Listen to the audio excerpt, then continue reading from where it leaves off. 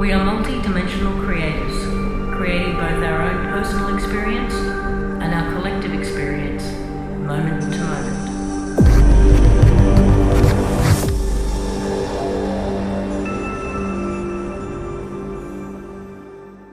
Hello and welcome everyone to the Collective Imagination. Sorry, we've already been having quite the conversation. Now, yesterday on the One People Show, we threw a lot of stuff out there, a lot of what ifs. And I've got a short clip that speaks directly to some of that. But the other thing is, Dee's youngest got up today with yet another brand new freckle on his face or his neck. Oh, yeah. Right, He's got two. I've never seen them. Two. This is happening All over the place. all the time. There's Darius has got little a freckles, little. Darius has got one right here on his third eye. I mean, if you had one right here, if you've always had a freckle right there, it's not going to go unnoticed. And now it's there. Kale's come up with two in the last week. The whole fingernail and hair thing. Everyone's looking at me like your hair just grew an inch overnight, and I can feel it hitting, like tickling me in places. It wasn't even doing that yesterday. Your hair is probably seriously grown. I go from Lisa, I thought yesterday your hair seemed to have grown so much from last week. I went, wow, her hair sure did get long. yeah, right. Well, this last 2 weeks has been funky. I got to tell you, I'm sorry, I didn't mean to interrupt the flow. Continue, you're right. ma'am. You're right. The almost day to day, sometimes within days, it's like you're dealing with, how many people here live in this house at the moment? 6, 9, 11. 11. Between 11 and 12 people. Between 11 and 12 people are living in this house. And it can be, oh yeah, I know you, I don't know you, I know you, I don't know you. And then that changes. Oh, then you're back, you're gone. Day to day. And it's just insane. It's just insane. But let me get to this clip, which I think is awesome. Share screen.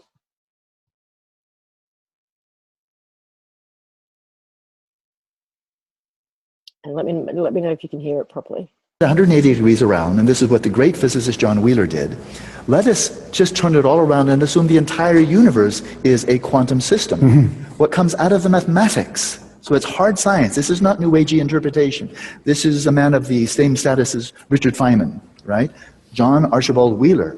He said, when you look at the mathematics of it, they took the Schrödinger wave equation and applied it to the entire universe. If you take out what John Wheeler called the observer participant, you have a problem of frozen time.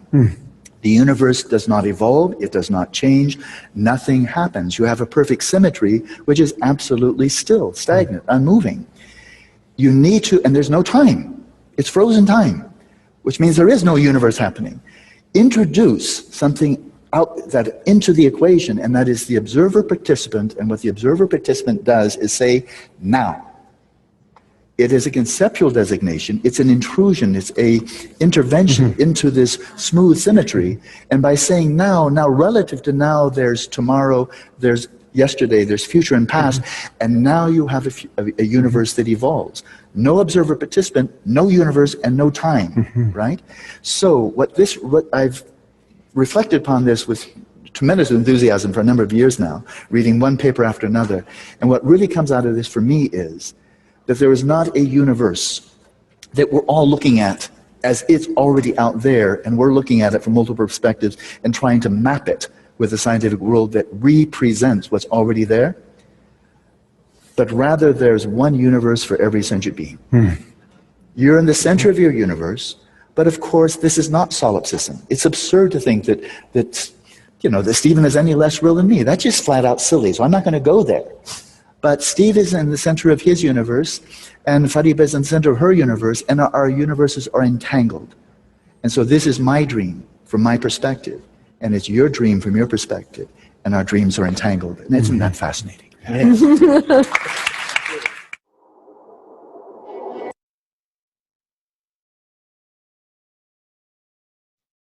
What do you think?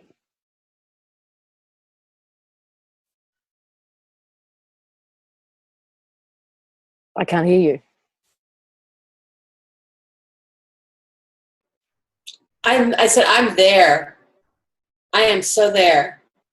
I think that is, it just puts the cherry on top of the ice cream for me. Let's serve everybody. What about you? Yeah, as soon as I heard it, it was like, oh shit, they've mathematically,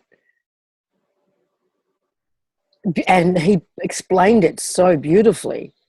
What we were struggling to find the words to yesterday with the whole concept of, you know, with the lasagna quiche sort of business, you know.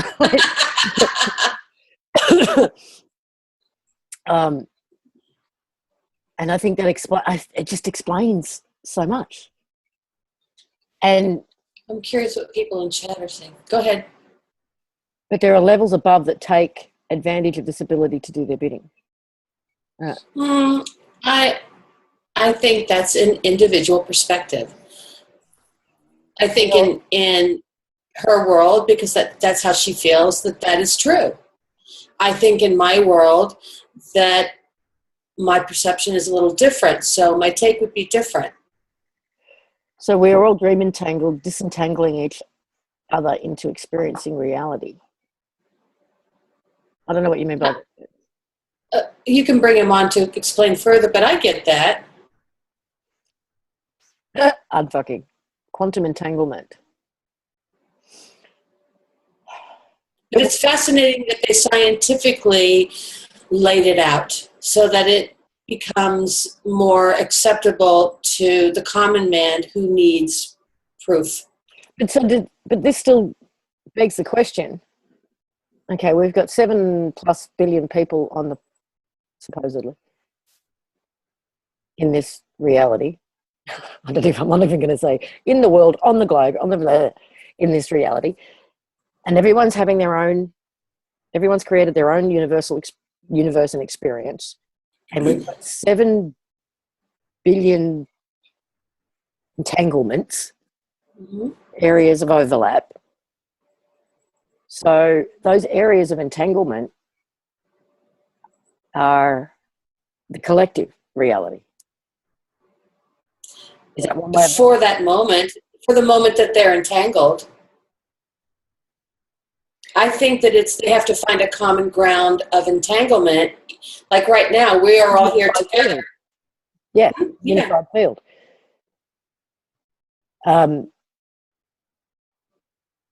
But then that still begs the question, so which one influences the other more profoundly? Or does that change from moment to moment, depending, again, on the purposeful intent of the individual who's creating that particular universe and then influencing those areas of entanglement? Or does the areas of entanglement, the unified field, influence the person who's not consciously, intentionally? Wouldn't that be a matter of perception? Because let's say that you feel that you're interacting with someone who may be less passionate than you on a particular matter. So your perception would be that in an area where you made a decision or you did something and they came along for the ride, that they did so because your intent was more powerful. But what if it's a perfect mesh and you perceive them as having, you perceive them in that capacity, but their perception is completely different. They might perceive your involvement with them as, they might think, yeah, I would love to do that with her, but don't vocalize it. Or it's infinite, the possibilities. So I'm thinking, what if that's just your perspective? And their perspective can be completely different, but it's divinely perfect in the way that those entanglements go together. So that I don't think anyone is being more influenced than another. I think that's part of their journey, part of what either, see, I don't know about the whole thing about making a contract or knowing before you come into this reality. I don't know about that. I've heard that. I think it sounds plausible. I love all the different theories, but I don't have anything that makes me feel, resonate like, yes, that works for me. But maybe they did. Or once you're here, you're making decisions from the time that you're born that then the universe keeps trying to manifest for you. So there may be things that you asked for years before that are only manifesting now because it's the perfect time. And whatever that thing was that you did that you felt you were more powerful in was part of their journey. Or maybe their journey was to have just tons and shitloads of contrast because their last life was just very, even. Now they want to experience something else. I just think it's perfectly divine.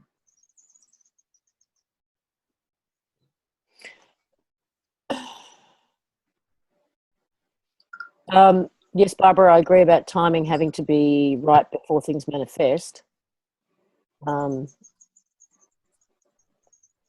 Let's see if some of these people want to come out and share their views, because this is a really interesting topic, and people are talking about it.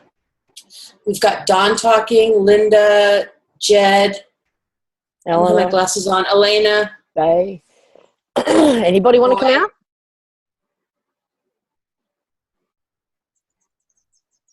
There's a few of you in the room. Well, if you do, just unmute yourself. Just unmute yourself and start talking. Otherwise, we'll continue on. Because both of us would love to hear from you. Okay. Okay. Linda's always shy, and then Bay's not in a place where she can talk right now. So yeah, if you're at work or at a coffee shop, you're probably not going to be too outspoken on this one.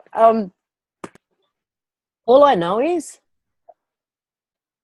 what I'm personally experiencing, which is that saying, be of the world but not in it. I don't feel like I'm in it. I'm that feeling of being an observer is all, and just everything in flux and change and evolving like around me. It's just insane. And I'm okay with it. It feels like I'm writing something. I guess it's the whole idea of having no attachments. You can't have any attachments because it's going to change on you any minute now.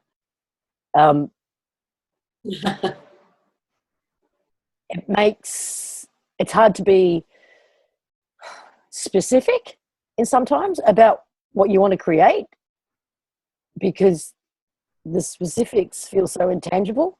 So it's like being a bit broader and more general, and just that's how it feels right now. Like I know that in the past I've been the opposite to that, where you got to be careful what you ask for and be really specific with what your intent is and all of that. Because, like Jesse said the other week when he came on, I asked for a girlfriend, I got one, but I forgot to ask for one that wouldn't sleep with my best mate 3 months in. I needed to be more specific. But it almost feels hard to be too specific now. Are you finding that, or you're still okay with being specific? Am I cracking up? Because I'm hearing things in my headphones. Sometimes you're going a little robotic, but okay. I'm with you. I think sometimes being general is the way to go. Sometimes I just want to feel joy, or I just want to be happy. And I don't, doesn't mean that I have to do any work that day or anything. And things just come my way that make me feel that way. And that's very general. Other times I want something really specific. Like the time I just wanted $100 for me and $100 for my friend John. And I got, $220 something, out of the blue. And also another thing is that I think talking about money, I don't want to go too far off because I know that everybody wants to go back to what we were finishing last week's show with. But just talking about money, people or having things that they want that they think it takes money to have. They think they have to work really hard. And so if they're going to manifest something, and let's say that they want to manifest having $1 million, because they think $1 million will give them all the things they want. Well, now they think, well, to manifest it, I have to work. Well, if you want to work, if you wanted to write that book, or you wanted to start that website business or whatever, because that's what your passion was, and you wanted to spend all day doing it, that's one thing. But if you now say, okay, I want $1 million, and so a job is going to come to me that gives me, access to those funds or whatever through bonuses or whatever. Now you've put yourself in a position where that's what you're going to get, but you're working for it. My life has shown me that you don't have to work at all. And it's not always in the form of money. Sometimes it's in the form of exactly what you want, but it's just presented to you. I wish that people would be able to let go of feeling they have to work to get whatever it is they want, that they can just know it will be, and then, allow it as generally or specifically as possible, and that it will happen. And also be willing to ride the contrast. I can't hear you. No, I was muted on purpose because I was just checking to see if anybody else was using up the internet, because it's gone all weird on me. But let me just say, I also think that people should feel comfortable writing the contrast, because I write a lot of contrast to get what I manifest, to get what I desire, because the contrast is the faster. Well, my experience has been many times you have to ride through contrast to get there faster. And the contrast is only a temporary thing, and if you can step back and go, well, isn't that interesting? You still, it's here and it's gone, and you lived through it, and you're still breathing and eating and having a good time. You just had to hang on for that moment and observe it while you rode through it. But people stop when the contrast happens. They think, oh my God, I wanted that money and now I just lost my job. Oh my God, oh my God, oh my God. Or I just lost my house, or whatever it is. But that's how you get there. Or somebody's giving me a really hard time and they just won't stop. Well, that's because you're either helping them on their journey or they're helping you, but ride it through, because on the other side is exactly what you've asked for. So don't be afraid of the contrast, embrace it, because the contrast is often the vehicle that you have to go on to get there faster.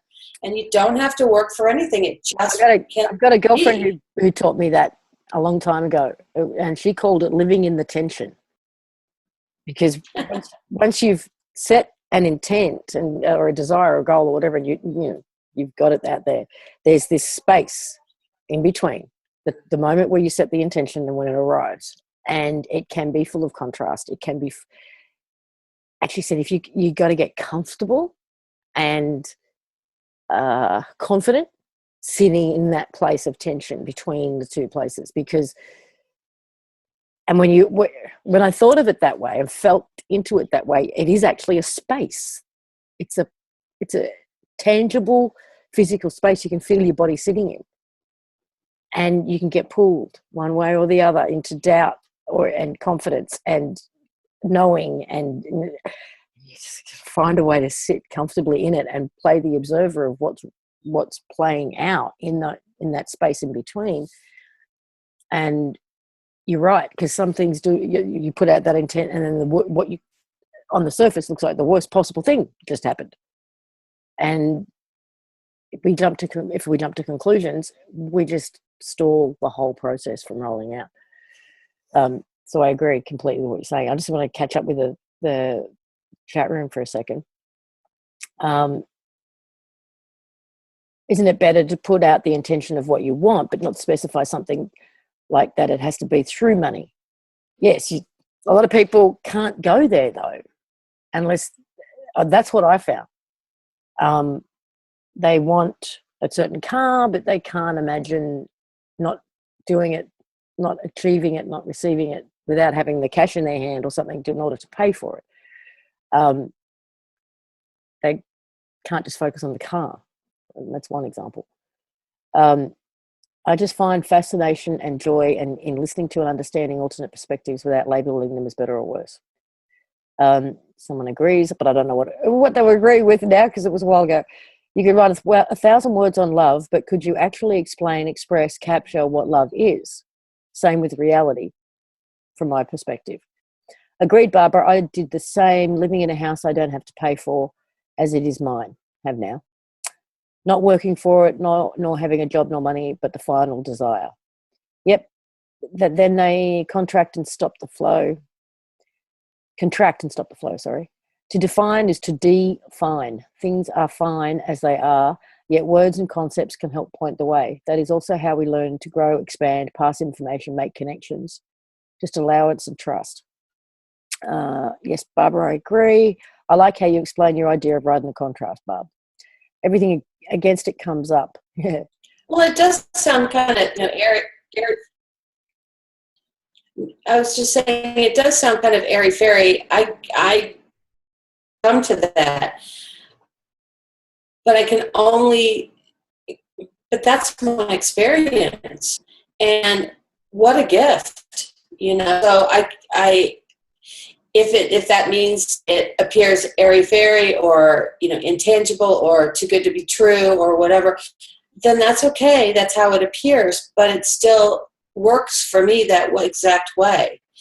And I can't explain it. I just know that it is. And somebody asked about love and that kind of thing.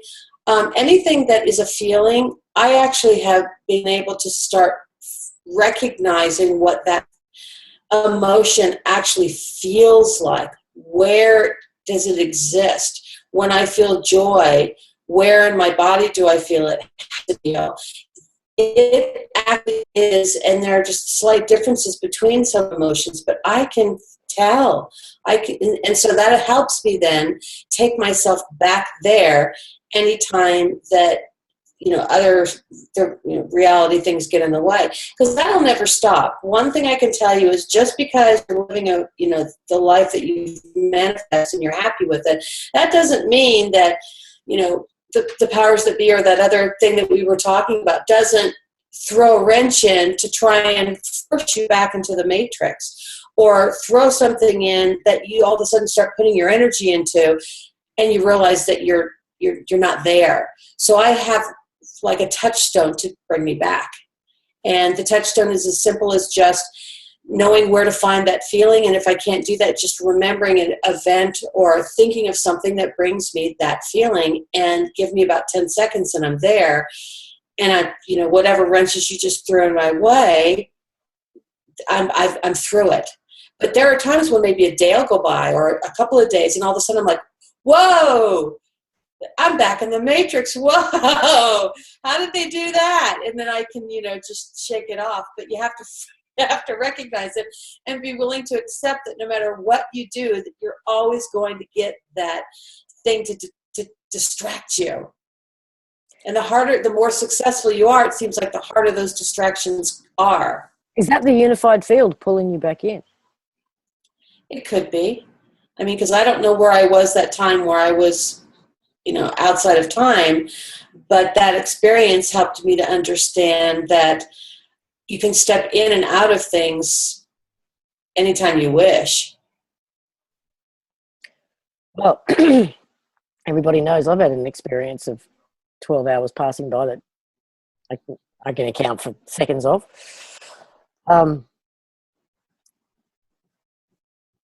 This, in terms of that clip and this whole idea, in terms of what we talked about last week and even what got brought up yesterday, and the kind of intention that we would like to do, that clip really solidified it for me, which was that we all focus on our individual universe, our individual reality, something.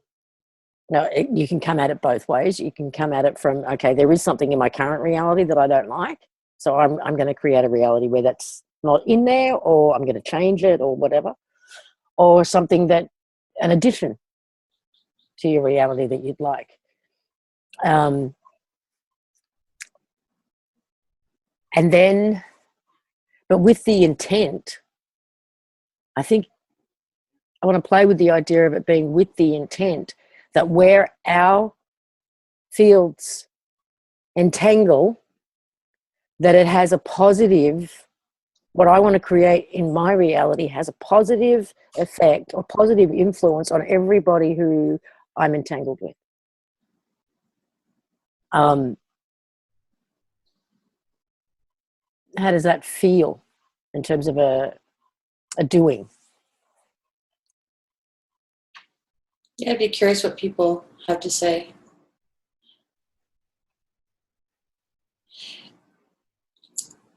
Along those same lines, if where we entangle, if we're trying to have a positive influence on or have a positive experience for everyone who's in that entanglement, my experience is you can desire that, but only if the participant is willing will it manifest for them, because you can't manifest for others. So my feeling is in a collective, there will be people who still don't experience any change or positive feelings or whatever, because they, for whatever reason, there's a resistance. And they may not even, recognize it or acknowledge it. But so I just want to make sure that everybody knows that you can wish that. And I think collectively, the more energy we put to it allows that. Let's say that person has resistance. If there is a 100th monkey positive energy, I would say that would help them get past that resistance more easily. But I still have to accept that I can wish it all day long, and only if they are willing will it then manifest for them in their world. But this is a collective. We've agreed to be a collective. That's what this collective imagination is about. So I would assume that the people, for the majority, who are in this entanglement with us, wish for the life that we share together to have a certain feel to it. Mm-hmm. And I agree with you. You can't help someone who won't hurt themselves, is one way of putting it, in a very 3D way. And it happens energetically too. You can't support or influence, even positively, somebody who's energetically close to receiving. I've so experienced that. Or you can sometimes in the short term, and then it wears off. Mm-hmm. I was actually talking with someone sometime in the last week about when someone is just screaming at you and they're so mad, and whatever that issue is, they're just in your face. And I could bring a relative to mind when I was thinking of that. For the most part now, there are times when I get sucked in it, because there's a point where it's like my energy wall just breaks down for a short while. But I will sit there and listen to them and just go, isn't this interesting? I can see that they're in a pattern. I can recognize that, each step of that pattern, etc. But I'm detached from it, but I'm in it. And that annoys the other person. And that makes it's funny to me, because I'm seeing that they cannot see this pattern that just keeps repeating over and over every time they're in this anger mode about whatever issue it is. And I try really hard not to laugh, because it's funny to me, not because I'm laughing at them, because the pattern is funny to me. It's like I'm watching TV. But they keep telling me, stop laughing. It's not funny. And it only makes them more grounded in winning whatever that argument is. And that the more they get grounded in wanting to win, the funnier to me it is. So I try to temper myself and hold back. It's hard not laughing or even smiling, because I'm trying to respect that is where they are and who they are, and that they cannot see, and nothing I can say or do will help them see, and that's okay too. But it's funny. So, and that this person said that they're experiencing exactly the same thing, but they're participating because they want to be heard. They think if they can only get their view heard, the other person will go, oh yeah, okay, I see it. But the thing is, you're right. Both sides want to be heard, and both sides have different views. So how is anybody ever going to accept the other person's view, because they both want to have the other person accept their view? It'll never work. And that was the first time that person went, you know what? I see that I see it now. I see it now. And now I can actually look at it with a bit of humor. It actually came up for me recently, very recently. It's like people feel that unless you're agreeing with them, that you're not hearing them. If you only hear me, you'd know I'm right. So you're not, and it's like, I hear you perfectly. I just don't agree. So, but then you're not And hearing. that's okay. Yeah, exactly. But you, because you only hear them if you agree. It is interesting and challenging. But whatever it is, whatever their view is, heard or not heard, I still accept that that's who they are, and that's okay. And whatever I'm doing, that's okay. Okay, we've got a couple of comments. The people I live with get so annoyed with me when I respond to their unfounded accusations towards me with neutrality. They simply have convinced themselves that I have done something offensive to them, but it is all in their heads because I never said or acted that way towards them. Those people are trying to control other because they cannot control self. You have to be able to emotionally connect to others in order to make a difference. Some people have a problem with the idea of agreeing to disagree. Yeah, they do. And to me, it's getting kind of what's the word without being too offensive? But it's just getting less and less, how can I put this? What's the word I'm looking for? Justified? To take such a solid stance on anything at the moment when everything is so in flux and what we think we know today can actually be different tomorrow or in the next hour. The things that we are absolutely so sure of, like the shape of the planet, the map, where something is. And that it's when reality is changing and changing and changing to such a degree and in such flux. How can we be so resolute in what we think we know and what our stance is on anything? And especially if when we are not entangled, that each of our universes is unique to ourselves. So each person's reality could be that way. Only when we become entangled and there are differences do those things come up. So I have to respect that that's their truth. That's their reality.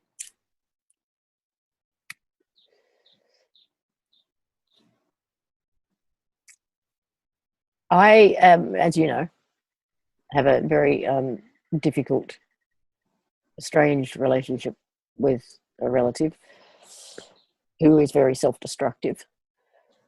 And there have been moments that maybe lasted for days or weeks where and no matter how difficult they've been and how abusive or whatever they've been, I've been able to find a place.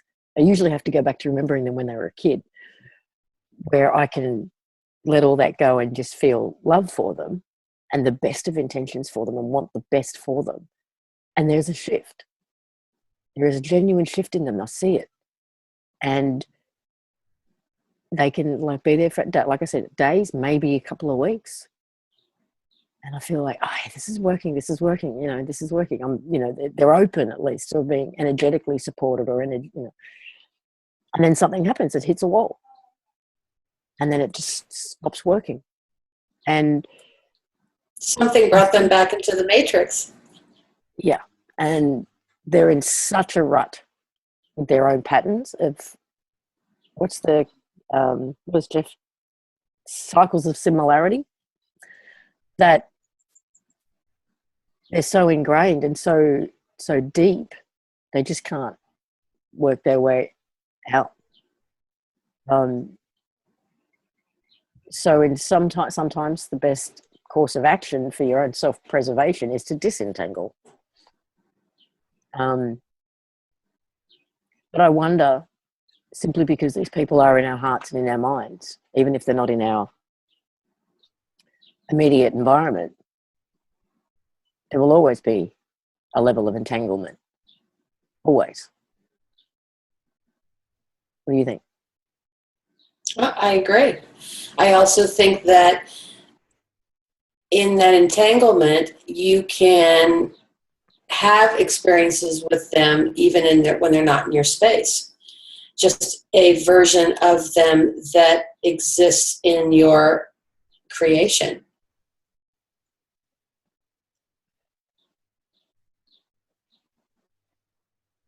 I mean, when you're up against someone who's that negative and aggressive and abusive and all of that, they can certainly create in your world a whole heap of havoc. And it's really hard to get out of that too. Mm. I mean, I don't think I've ever said this on the air, but I've been in a few abusive relationships. One, my boyfriend used to beat the shit out of me all the time. And I kept trying to help him get through that too. I figured, well, I didn't like what he was doing, but there was another side to him. So, of course, eventually that side will surely come through if you just give him enough love and understanding. And you get sucked into trying to help them. And that becomes all of your thoughts and all of your everything. And now you're in this matrix really deeply. It's only when you can, for however you get separated from that you can then look at it independently and go, whoa. That wasn't what I thought at all, and thank God I'm not there anymore, and I don't want that energy anymore. So, I understand that really well. Maury's put in a good question. The discussion raises the question to me that if, in fact, we are all separate universes experiencing similarly enough to interact with each other, how is it that the Matrix seems to exist as such a strong force noticed by all in one way or another? So this gets, this is kind of the big question we had yesterday. What's influencing what, and where's, these little lighters and north-south poles and magnetic fields and all of that. So is this area where we're all entangled that we call the unified field or the collective consciousness or whatever, that to me is where the interference or insertion or manipulation or counteracting force or whatever is being applied. And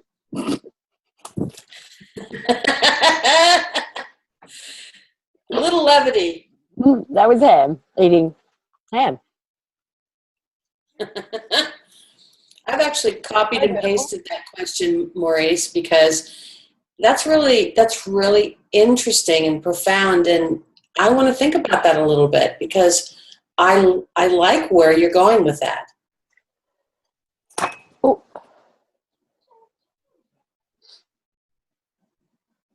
Because it's quantum, says Dawn.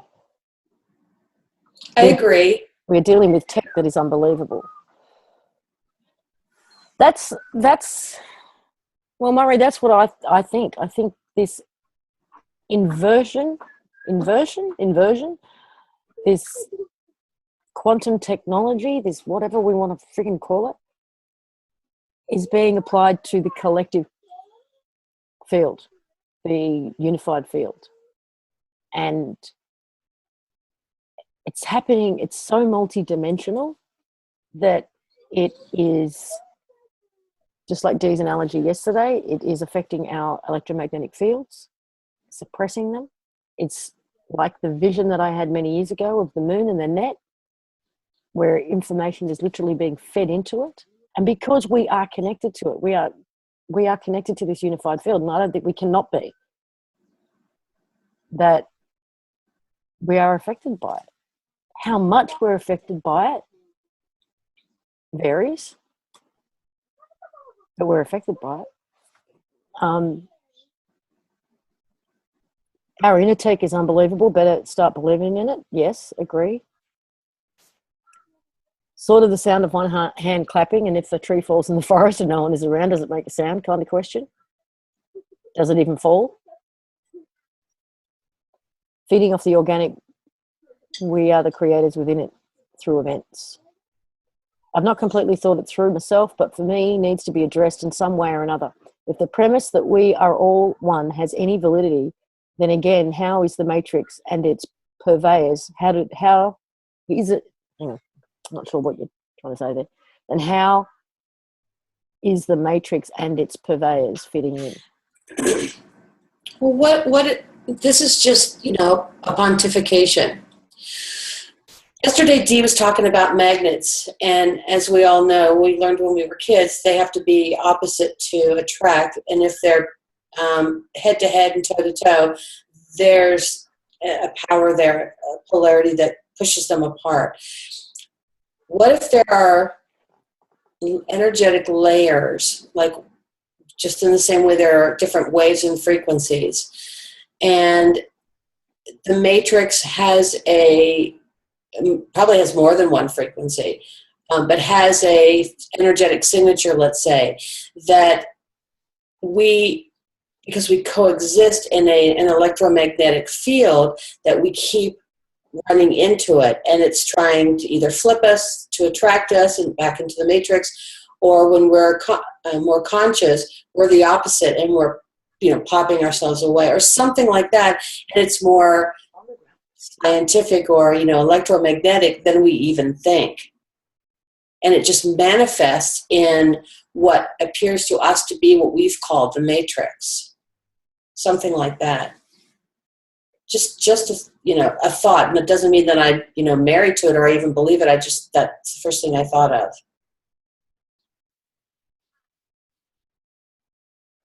Anybody else in chat have any thoughts?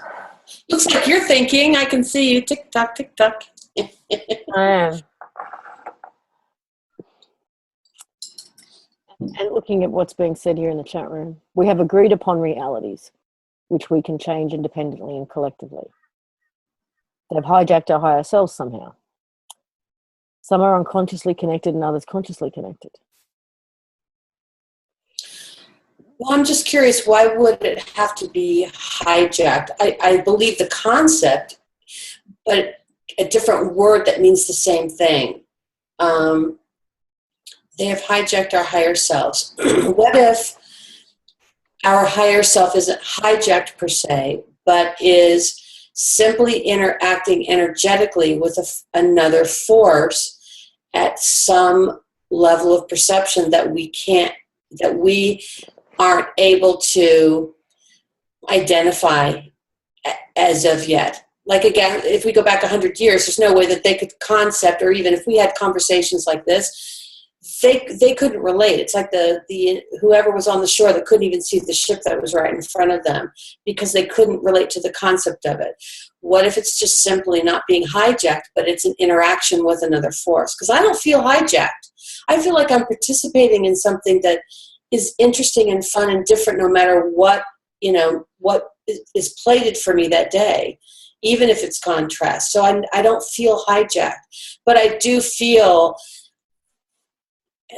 that concept just in a word that doesn't feel, have that kind of feeling to it.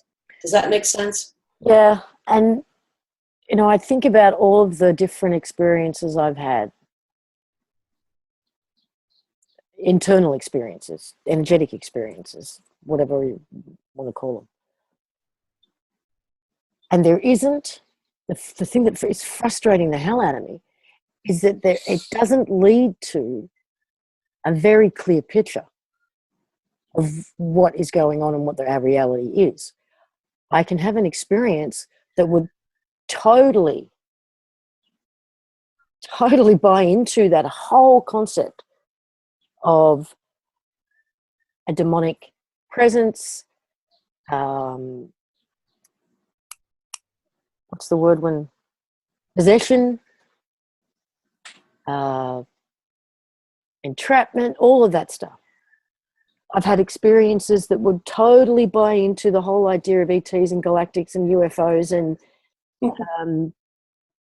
all of that.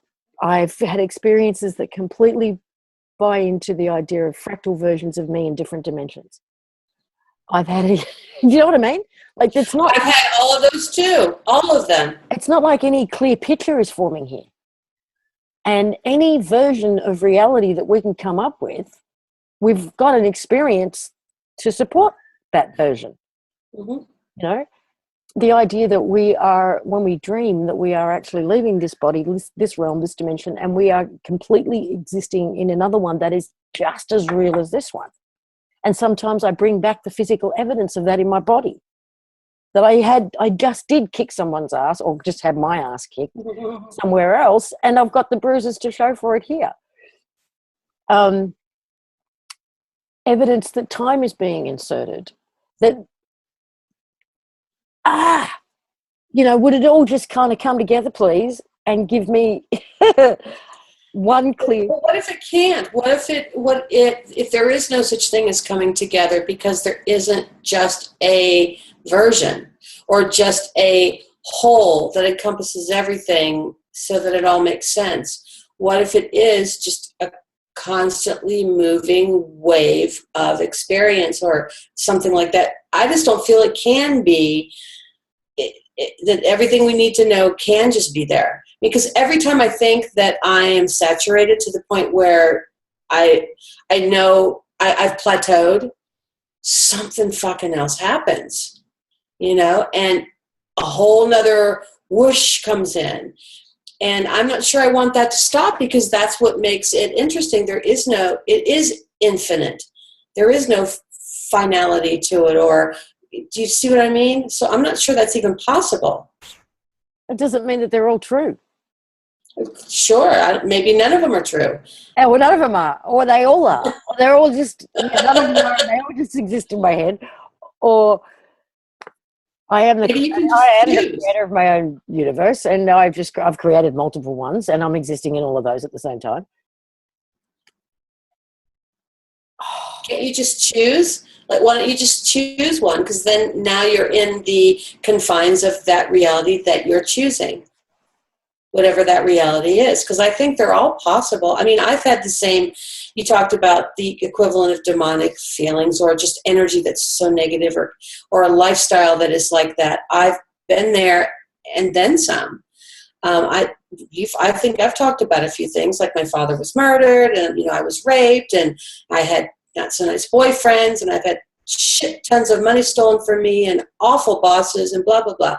And I've also had the ET kind of experience, as you know, and I've had everything that you mentioned and everything in between. They all exist. I think and we've experienced them. So if you live long enough and you are open enough, I think that you can, your experiences just continue to evolve and expand, but it's choice. If I chose then to stay in one of those, to stay in the one that was ET, or to stay in the one that was, demonic or negative energy or whatever, then I can live there if I wish, and kind of close off the rest of it and be there. So that would be the finality that, can you just tell me what's going on? Can you just show me what's real? That kind of thing. I think you can, but now you've just limited yourself to that experience, and that's okay too. But it ain't for me. I think it's infinite, and that I'm not going to understand it, because it's just waveform of some sort, manifest into some sort of density.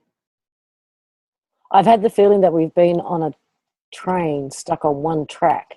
Now we are at the station depot where we are choosing the next train destination or experience. I like to frequently say to myself, what if? I think I'm getting a reputation for saying what if and having no answers to anything. Do you feel like you need that or want that, like a finality, or just tell me what the shit's going on? Because if you do, it feels like part of my DNA to know, to just, I want to know. I've just got so many questions, and I still believe that there is an objective truth. And yes, I mean, even this concept that we put forward, or the clip put forward, that, okay, we are the creators of our own universe, and we would say that was our subjective truth. Mm-hmm.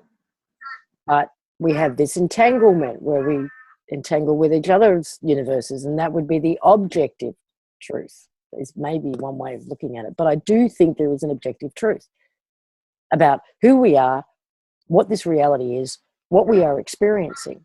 And the truth might be, even if this objective truth is that it's all subjective. That we are creating all of these subjective universes, and we are the center of all of these universes, and we are all of these different versions of ourselves, and we are galactic, and we are demonic, and we are bloody trapped in a matrix, and we are whatever. That is what's happening, and that is all that's happening. Then that still is an objective truth. Does that make sense? Yeah. So I want to know what the objective truth is, the overall bigger picture truth. And if you want to know, I'm telling you, all you have to do is ask and really feel and have no, blocking to getting it, because that truth may, if you get it, it may take you somewhere that you didn't really want to go or something like that. So, but I'm telling you, if you want to know it, you're not a meditator or anything, but you can find nature. You and Doris can go to the beach or whatever and hang out just yourself or whatever, and just be away from all the noise and confusion and sit with that, and the answer will come. And then it's a matter of recognizing it, but it might come in a symbol or an experience of, something like the one I told you last year when I was here, when I said, I felt like nature was talking to me. Like this bird popped off and came, I was in the pool. And then I said, okay, if what I'm experiencing is real, if that is what's happening at this moment, then show me, give me evidence of that. And everything the wind started, and every bird and every animal was moving and singing, and all the wind chime. And it was like, and it only lasted 10, 15 seconds, but 10, 15 seconds in that kind of a scenario is a lifetime. And you get the answer. So just ask, and then come back next week and tell us the answer. That's what I've been asking my entire life. But you keep asking, but you don't. Do you ever just sit and wait for the answer?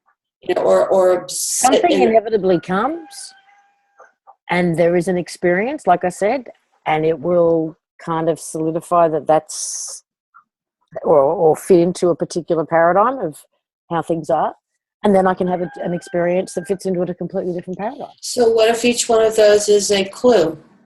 I'm sure they are. Yeah, and they're just all clues that add up to the bigger whole. And also, what if some of it is deflection to pull you back into this matrix of confusion about, well, what the fuck is really going on? Oh, God. That's a whole other aspect to the equation. Even by observing the Mandela effect, people becoming more conscious, becoming or creating a fluid change in things, manifesting things now. So maybe we will also unmanifest things. All things are possible. Some are more or less probable. Individual and group consciousness brings them into or out of seeming subjective reality. Now everyone's starting to sound like a robot, apparently. I agree to a large degree, Lisa, and contained with that comes the question of the forces of anti-life and life itself. Transhumanism agenda to make but one small example. I'm going to read that again. Contained with that comes the question of the forces of anti-life and life itself. Transhumanism agenda to make but one small example. Yeah, I want more on that, Maury.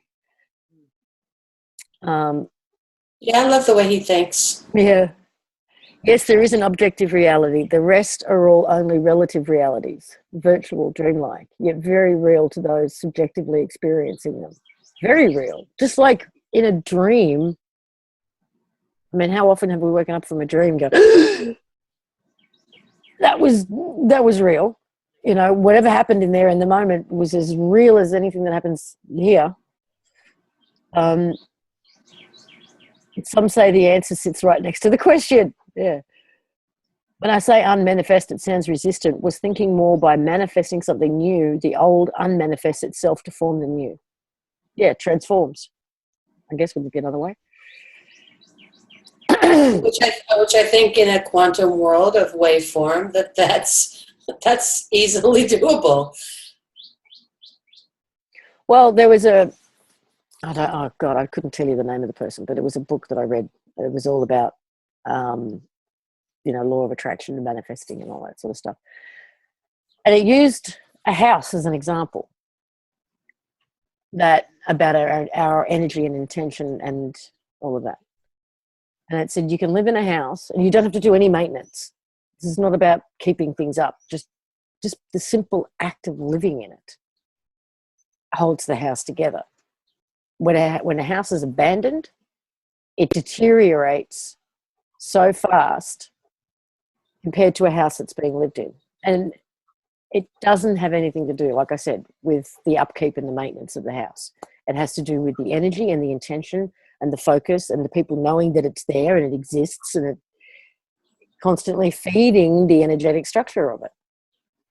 And this is what drives my thing about non-compliance and not feeding those things that we do not want in our reality, the whole, the corporate stuff, and making those choices about where we put our energy, thought and financial, and in whatever way, shape or form it manifests, to stop these things. I like that example about the house because before I was this person that I am now, before the mom incident, I was able to recognize that I felt certain ways about certain places I lived. And I've lived a lot of places, apartments and houses and stuff like that. And I felt safe in some places that most people said that they wouldn't feel safe in. Like one where the window is like right by the outside with a heavy traffic in Queens where they could have easily come in. I just never felt like that. I didn't feel it. If I still felt safe, except one. And I felt unsafe in that house from the moment that me and my boyfriend moved into it. And there was just something, and when I'd go in the basement, I just felt even weirder. Like from the first floor to the basement, once I'm in the basement, I'm okay. But the process of going from one to the other always gave me the willies. And that's the house I got raped in.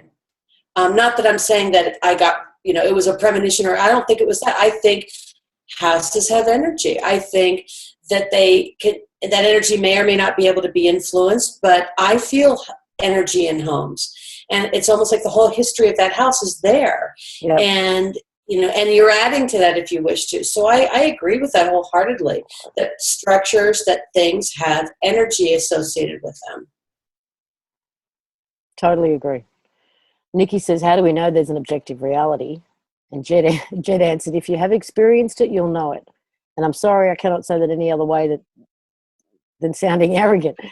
And I agree. You've got to, for me, there's been experiences, and there's just been this knowing for as long as I can remember that there is this objective truth.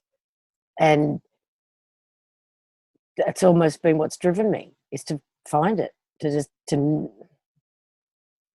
remember it, I think is probably the wrong word. And Abraham Hicks spoke of that. Joy, if you've got any quotes or anything like that from Abraham Hicks speaking to this subject, I'd love to hear it. For me, the mind is always looking for answers, and it has to be right, even if it kills the host in the process. And the greater the intellect, the more complicated the answer, the happier the mind is. I find all my solutions in heart space, and they are all simple. Yes, people bring life to a house. It's not good to let it sit empty. The plants and vines will take over. Why is that different from trying to destroy the moon matrix, Lise? What you just said, that is. What do you mean? Why is what different? A house, a structure versus a home. Yeah. Lisa, you had said that you were talking about not doing anything about the corporate structures and that they would dissolve on their own. And I was just wondering how that would then be any different. Melissa had commented in the chat that by manifesting what we want, that which we don't want immediately or eventually will unmanifest and dissolve. Yeah. And you were agreeing with what she said. Yeah. And I was wondering how that in your mind is different from what you perceive as destroying this moon matrix idea that you envisioned. I just wondered how you perceive that as being different in some way. I don't know what you mean.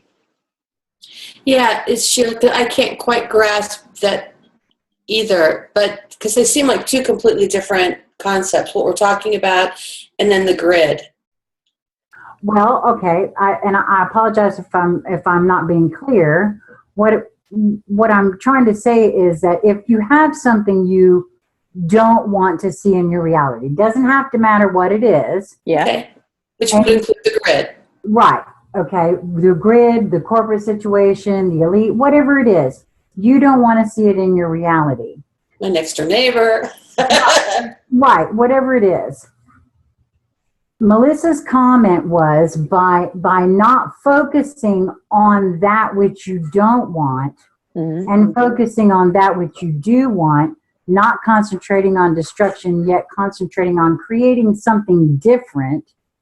I just wondered how that differs in your mind. It seems like the exact same thing. They are. They're two different sides of the same coin. We can either, or both, focus on the things that we want, give zero energy to the things that we don't want, and I do believe that those things that we don't want start to dissipate and die away from us.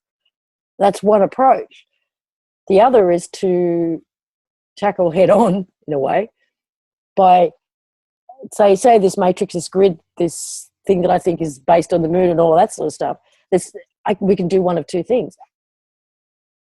Take that approach, and yet in this instance, when it comes to that doesn't feel for me like a powerful enough approach. I don't think I can, because I think it goes deeper and it's broader and it's bigger than simply it's there because I pay attention to it. I actually think something proactive needs to be done when it comes to that. Do you mind if I ask you a question about that? Yeah. Only because I'm interested to know. It would seem that, as you said, it's the same different side of the same coin, and yet you have a larger and deeper reaction. Have you asked yourself what that reaction might be or why that's there? Because for me, it would seem like that would be. I'm really stuck in that zone of asking myself questions. I get what you're saying. So it isn't a matter that there's a grid, but the underlying reason why the grid feels she needs to destroy it.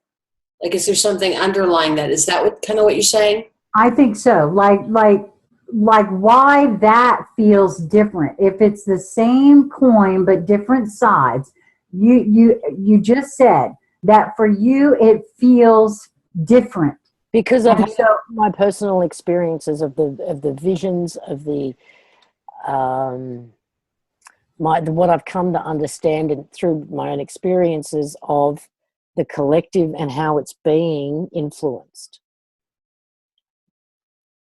I don't know if there are words to adequately express how profound that Christmas Day experience was that I had. For me, whatever, Christmas of 2013. Mm-hmm.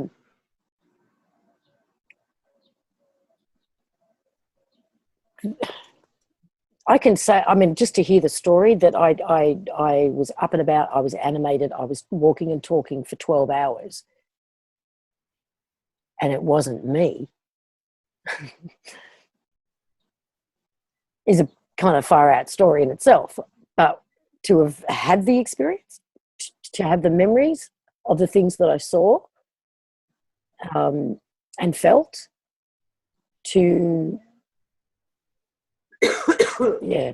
I just can't express just how profound an experience it was. And yet I know there's a couple of things that I do know out of that experience for me. All right. Again, not imposing this on anybody else. that lead me to believe, and I know that Dawn kind of feels the same way, I think anyway, that there is an influential energy. Now, whether it is a computer program being fed into a grid, whether it's sort of more new age astral realm shit, whether it's a reptile, whatever it is, there is this influential energy that is affecting what we're calling now the unified field, or these areas of the collective consciousness, or these areas of entanglement, whatever. And we are connected to this. We're supposed to be. That's what the one is. That's what this oneness thing is. It's this unified field. But the unified field is being affected and influenced, manipulated, whatever we want to term. That is what the Christmas Day and my moon vision, I guess that's one area where two experiences I've had led me to the same conclusion.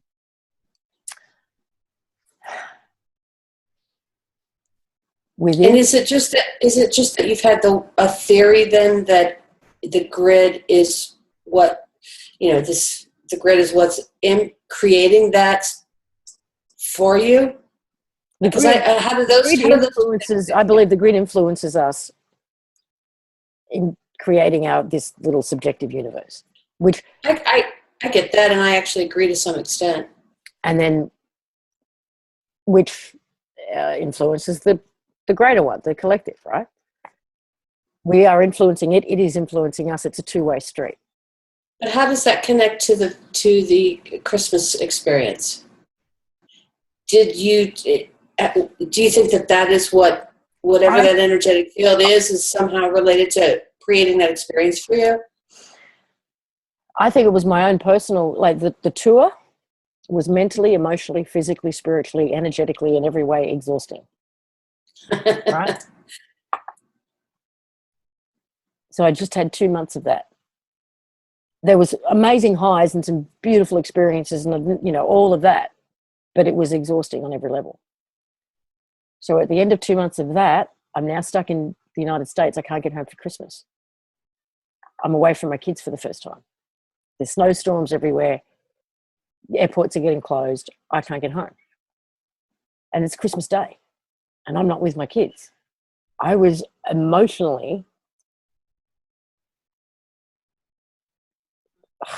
there's no words for where I was at. I think that made me vulnerable. I think that the whole process, those 2 months leading up to that, by the time I got to Christmas Day and being where I was on Christmas Day and being the emotional state I was on Christmas Day, I was an empty vessel in a way. I was completely open and vulnerable. And something else came in. And that something else was freaking out. The me that I remember in these moments where I came back, so to speak, was very calm, and just and asking the question, okay, how long have I been gone for? Oh, okay. And maybe I'd try and roll a cigarette and then I'd be gone again, But when I was gone, there are still flashes of memories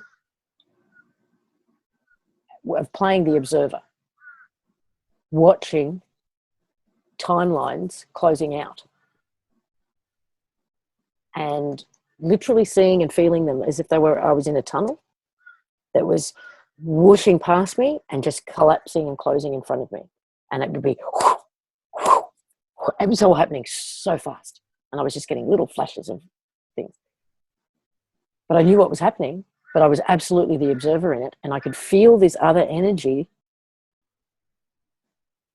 separate to me. That was the one that was tripping and was not happy and was filled with uncertainty about what this all meant. And yet I was calm, almost excited. happy even at times, knowing that, oh, that one's closed down. Oh, that one's closed down.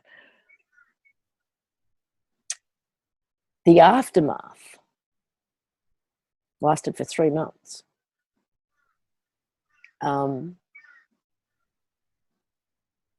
I don't feel I was myself,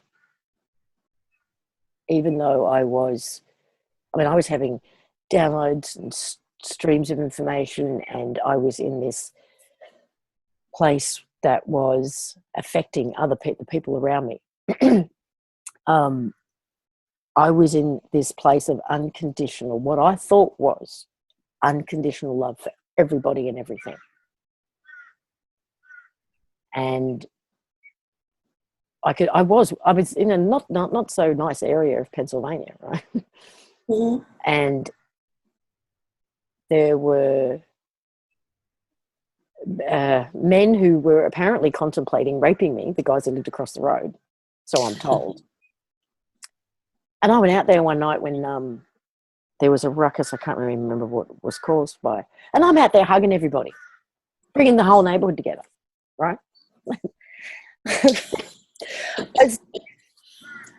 I was just doing stupid, and never for a moment did I feel unsafe.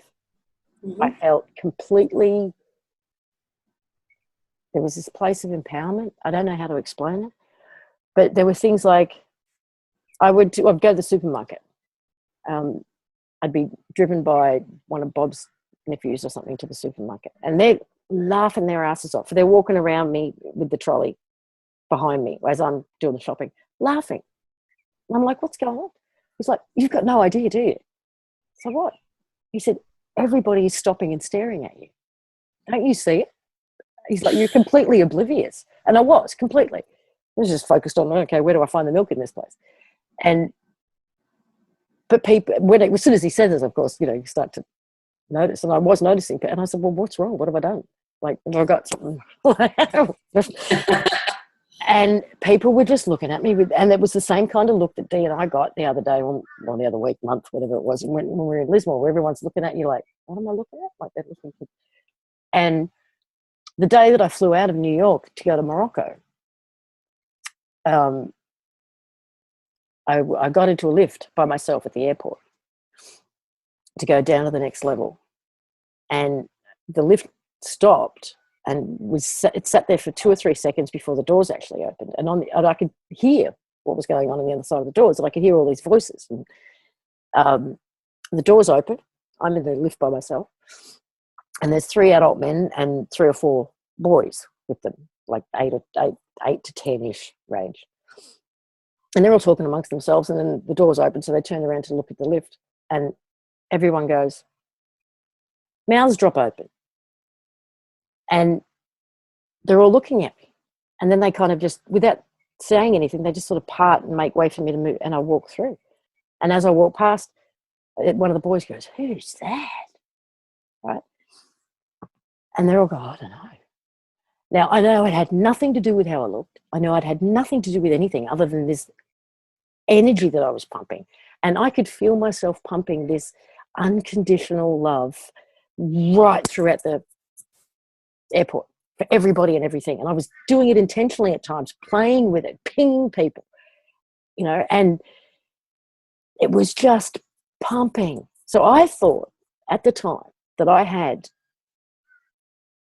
an experience that had shifted me into a whole new level, of a whole new frequency. And that it was beautiful, because all I saw was beauty everywhere. I would be walking down the street and it didn't matter who people were. They could be the really skanky, junky, the sort of guy you don't want to run into in the dark alley, that kind of thing. And I'd look him straight in the eye and I'd just pump him with this love and everything would shift. Right? No fear. It was just, I'll never regret the experience because it was amazing. But it wasn't me.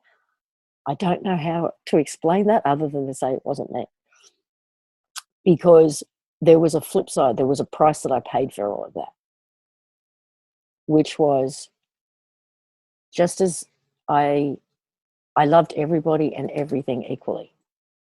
which meant the people that I genuinely love as me got put into the same realm as everybody else. Nobody was more important. Nobody was more loved. Everybody was equal. And I paid that a very real price for that. Try telling your children that you feel this unconditional love for everybody, and trying to explain it in such a way that doesn't make them feel like they don't matter anymore. You can't. That's how they take it. And in a way, that's how it was. And when it stopped very suddenly. I literally woke up one morning and I was like, holy shit, everything's changed. I'm back. That's gone. That is gone. And then it was months and months and months. And to some degree, possibly still, getting myself back, totally in tune with me again. I still do not feel like the same person I was before that experience, and maybe I can never be.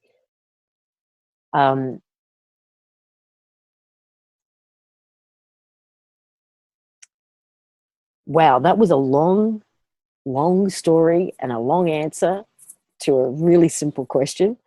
No, I'm so grateful you shared all that. And I know I'm going to try and bring it back to the question now, actually. To answer that question about why I feel that something more proactive has to be done, I guess, with the moon, is because experiences like that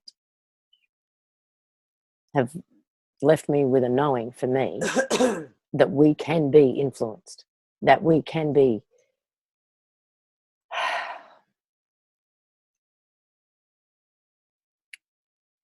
this goes back to the conversation last week too, that kind of polarized some people and caused what some saw was controversy. The idea of us being warriors and fighting it, or, you know, that this is a war. There are people who honestly believe we have been at war and that we need to be spiritual warriors.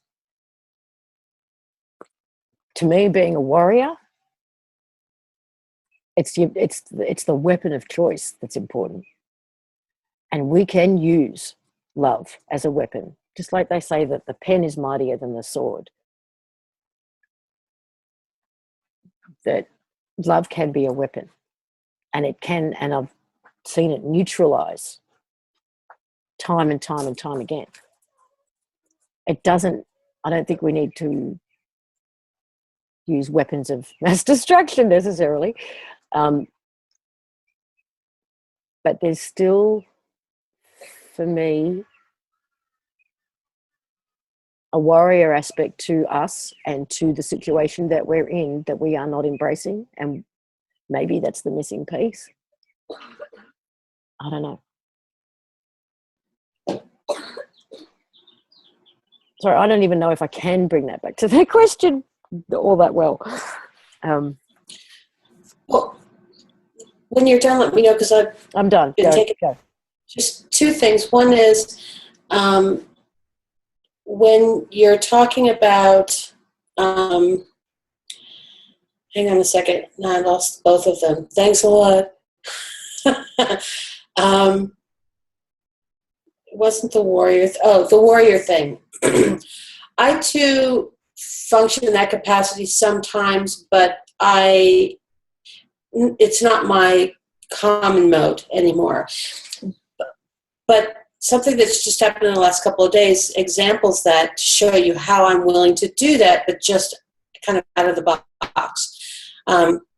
We have some propane tanks on our property on Long Island, and I have a dispute with the company who provides them about a lease amount of like $40. I'm not willing to pay this lease because, first of all, I've never paid it since I've used the same company who was purchased by another one.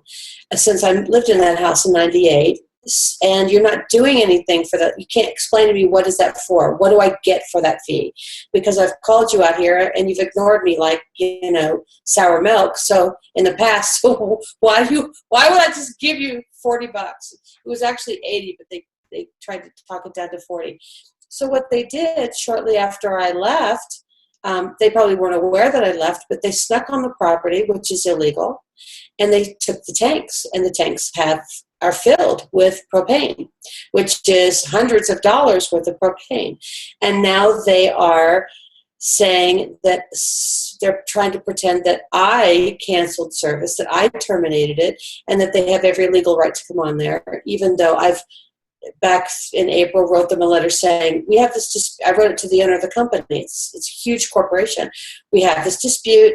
It's for this amount of money. Here's what my point of view. Nobody's listening to me. You need to hear this. But in the meantime, you don't have my permission to come on the property. That's trespassing, blah, blah, blah. So I put it all in writing and confirmed it every phone call I had with them, etc.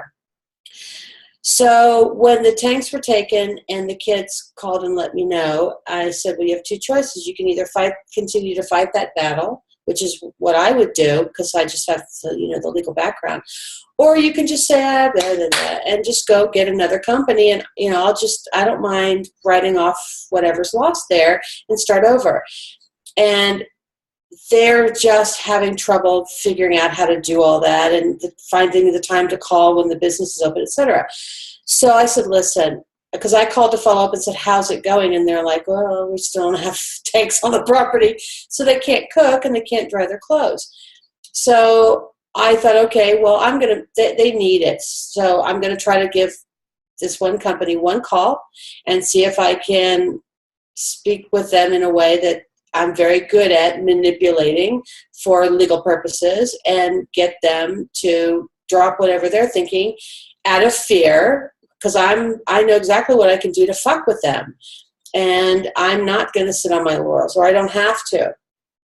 But then I thought, okay, but do I even really want to do that? Because, for God's sake, just call another company, get new tanks, pay the fee, even if it's a little bit more, and get them started, and who cares? So I had to think, okay, what do I want to do? Well, the spiritual person, the airy-fairy person is like, I don't need the contrast. I don't have to invite the contrast. It could pull me right back in the matrix, because I've spent 6 months once with the power company when they tried to charge us out of the blue like $1,600 for service that we never got, and I won big time, but I had to invest in my energy and all that crap. So I thought, okay, well, I don't really want to do that, so I'm just going to do the other. But then I thought, well, but if they're doing it to me, there's an energetic signature there that will pass on to other customers, maybe in that direct way where they rip somebody else off and try and take the tanks. Because in this instance, they said when Johnny called to try and get the service reinstalled, they said, oh, we're happy to bring the tanks back, but now you have to get permit fees and da-da-da-da-da-da. It's going to cost you, between $400 and $800. And I looked that up. So today I sat down and I said, okay, let me do some research, and then I will decide what I want to do. So I called the town. I called the building department, which handles permits, and the specific person who does it, and got all the information, spoke to the Attorney General for the state of New York, et cetera, et cetera. And I have all my ducks in a row so that I can talk to them and tell them all the ways that they're full of shit. Because what they were trying to do now is get out, because they weren't their tanks. They're my tanks. They've been there for 20 years. They have no claim to them. And now they were trying to get us to permit them, pay for it, and permit them in their name, and then charge us a lease fee because now they own them. They own the permit to them. And I'm like, are you kidding me? So I thought, for me, the easiest thing energetically is to let it go. But what about the collective? And I felt I had a responsibility because of my experience to that collective. So I did both. I tried to give them the courtesy call, and they were blowing me off. And so I know I can win, but it'll just take months instead of hours. And the kids need stuff. So I went ahead and called several companies, compared prices, set it up, called them and said, it's being delivered next Monday. Just have somebody be there, and I'll deal with that separately. But I don't, and I'm happy to invest some energy, but it's not for me anymore. It's for the general diffusion of that energetic signature to whatever degree my efforts can infect it for those in the collective. So I'm happy to be a warrior, but I just am not going to fight and because I could have said, what the fuck are you talking about? You don't have the right to do it, which would have gotten me nowhere, but that's the warrior thing. So I'm happy to be a warrior. But then on the other thing that I wanted to say was, hang on, because you were talking about your experience and the grid, and there was just it'll come to me. So I can see when I say something. So speak. And then No, but I was going to say, firstly, you are being a warrior, but you're being very discerning in your weapon of choice, right? That's how I would put that. The second thing is, I need to go to the bathroom. Okay, well, while you do that, then I'll. The other thing has to do with your go. So the other thing that I got out of what Lisa said was, if that's how she feels, when you're looking from a scientific or theoretical view, and you want to explore possibilities, you have to go through a series of experiments and try different things and log the results to figure out what happened. So with respect to Lisa wanting to disassemble the grid, or whatever energy source has the ability to influence, as she was describing, I'm happy to put my energy in from an experimental point of view, because if you try something and it works, then you have information that says, yeah, that actually, there's something to that. If you try it and you don't get the result you're looking for, now you can take that out and say, well, that is just like how to figure out how to, Edison and making the light bulb work. What did he do it 1,000 times before he figured out how to make it work? He had to try those 1,000 things. To me, this grid experiment is one of those 1,000 things. You'll either learn that it is there is something to it, maybe not to every one of us, but to us as a collective, to some people in the collective. And I'm curious to see what that might be. Or you'll find that nothing happened at all, that it is completely devoid, and then you can take it out and say, okay, well, that wasn't it. So to me, it's just a regular scientific experiment on an energetic level to see if they're pooling our positive energy to see if there is a source or a grid or something that has the ability to influence, can be dissipated through love. I think that's an interesting exploration to participate in. And that would be something that I would happy to put my energy in and not feel like it's an experiment. We'll find out one way or another if anything came of it. Doesn't mean I'm investing myself personally. I'm investing for the collective out of curiosity to see if there's anything to it. I don't know what you were just addressing, but was it Maury's? Because I'm at 133 messages behind, and and Maury wrote, and I agree with him. It's like most of humanity want the same thing. We just want to live in an abundant, peaceful, loving world, and yet we don't have that. So something is influencing our collective, our ability to create this world that we want. We've got the things that we would say that are in the tangible 3D world, like the world leaders and corporations and all of that constantly block our efforts in the very real sense. But there's something greater than that. And that's why I say that there is something interfering or influencing or manipulating our collective.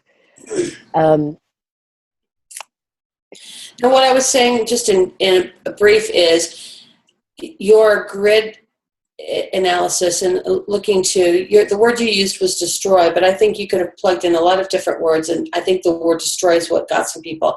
But to dissipate it, to disassemble it, to whatever, to me, could be looked at as an experiment, an energetic experiment to prove or disprove a theory.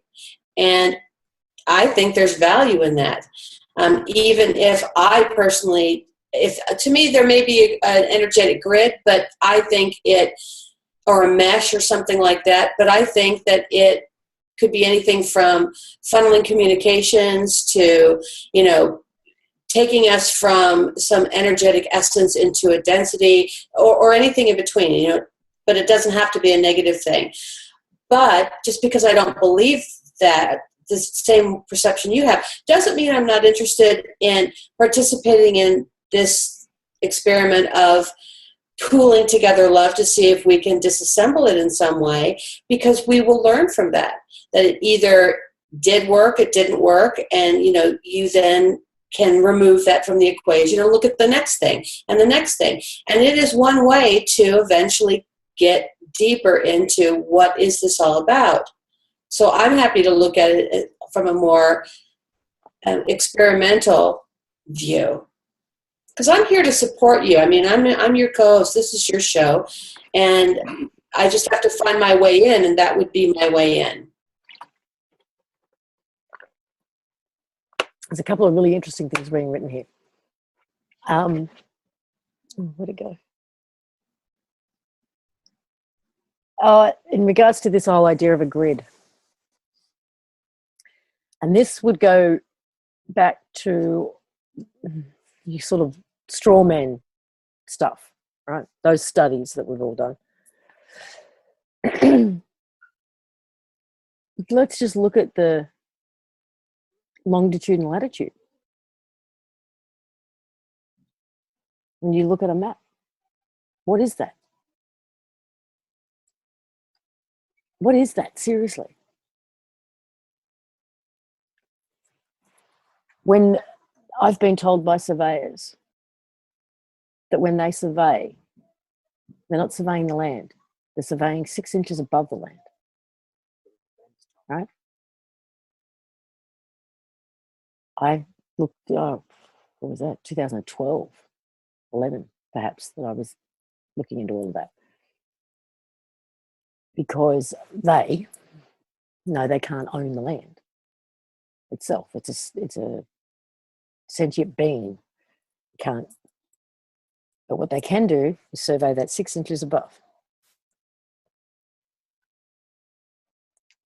And when I just thought of the whole concept of the ley lines, to me the ley lines, the longitude and latitude,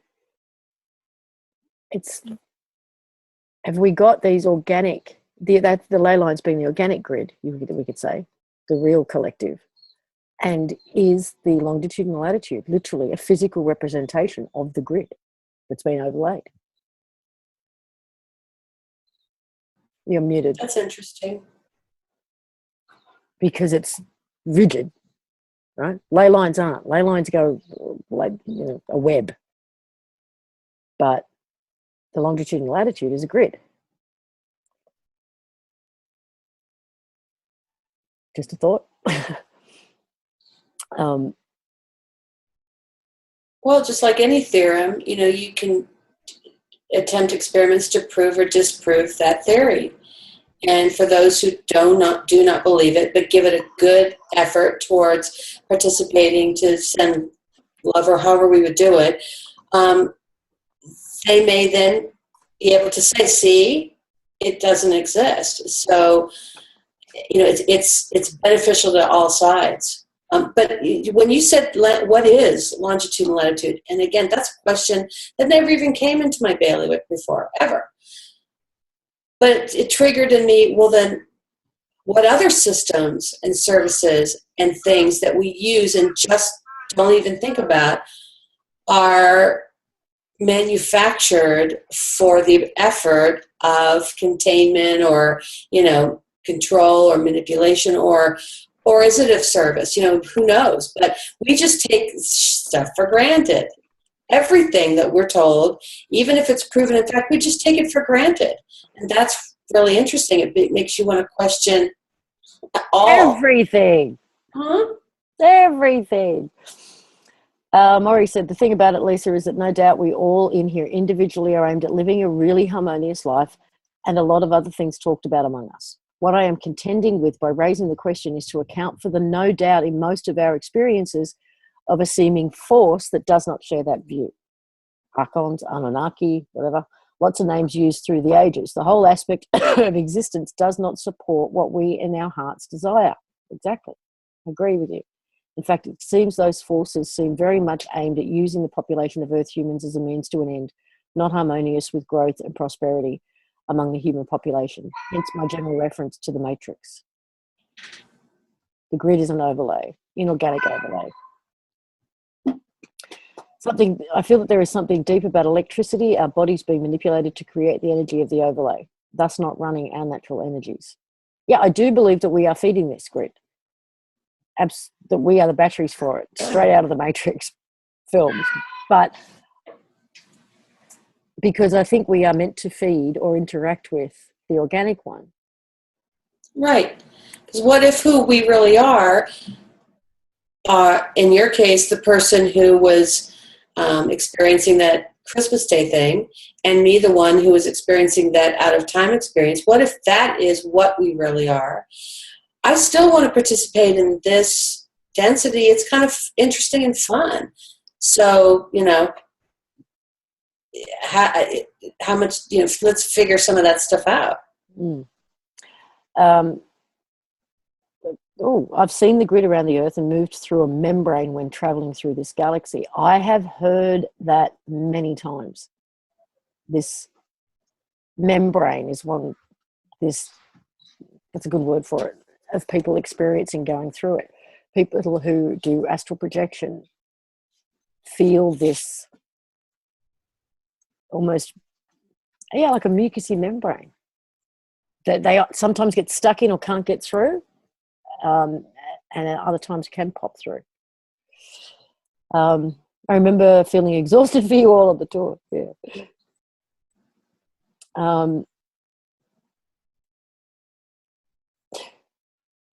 Connection really, okay. Your angels were with you.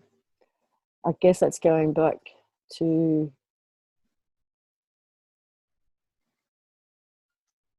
love bombs, how beautiful. Maybe you were glowing links. Yeah, apparently I was just glowing.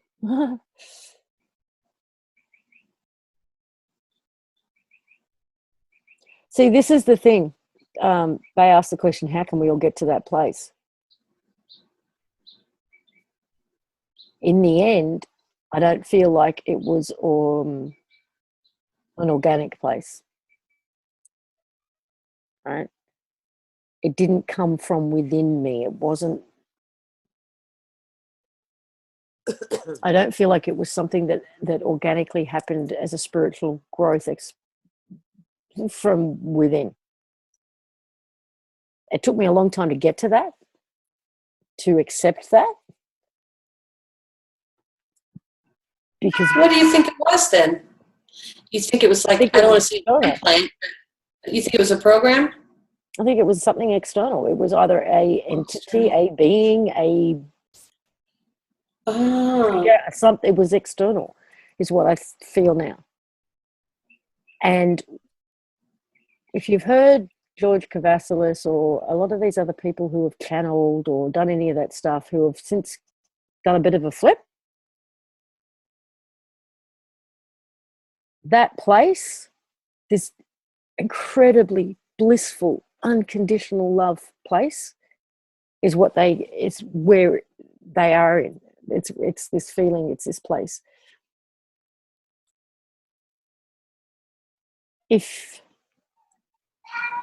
Okay, I can think of another one. HK, Steve Richards. Through some of the experiences in class and some of the stories that I've heard through other people who have had healings, they have had conscious experiences in their life where they believe they met an angel. And it was this incredibly beautiful experience. They were just filled with love and bliss, and it was awesome, and changed their lives. And in the course of a healing, you can say, I want to see this individual in their true form, and it's something pretty bloody ugly, right? That this angelic representation is literally a mask, and it would be the false light, the false love, the false whatever. That's what I feel I was more that was more going on than something that was my own spirit. Because I have to ask myself the question, would my own spirit, my own higher being, soul, whatever, put me in a situation that hurt the people I love the most? Would it do that? That was my first question. Would it do that to me? Would it do that to them?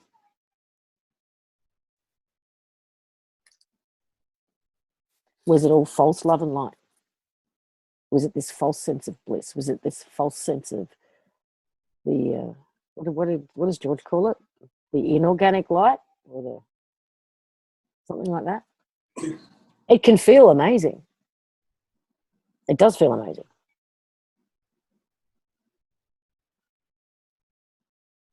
Well, I like that you said that, because being that the life that I'm living is like that, I'm also willing to consider that what if this is a program? And I think the fact that I'm willing to consider that allows me to feel comfortable in this experience. Because if it is just a program, then I'm willing to remain open to get information or resources or whatever to prove that to myself. If I just said, no, this is it, and I'm telling you, this is my experience, and it's so wonderful, and it blah, blah, blah, well, then I'm also limiting myself. So I always am open. I just can tell you that once I had the experience with Mom, and she opened all those doors for me upon her passing, at least that's how it feels like to me. Because I asked the question, is there more? And if so, show me. Maybe just simply asking that question did it, and had nothing to do with Mom, but she's there going, yeah, go. I had an experience that is so hard to explain in words that I really enjoy it. And so if there's more, and this is just a program, okay, that's okay too. I'm still here for the ride, because every experience I have blows open that thing where I keep thinking I've reached the precipice, I've reached the end, that there is no more, and poof, there's more. So I think that's what kind of keeps me sane, and also feel comfortable, saying that this is what I think it is, at least what it is for me.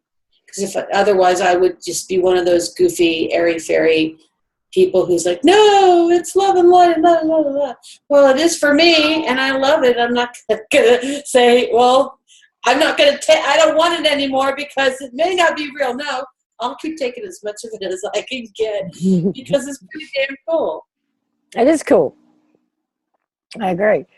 And I think that a lot of the New Age movement is a twist and a manipulation of this organic love and light that we are capable of.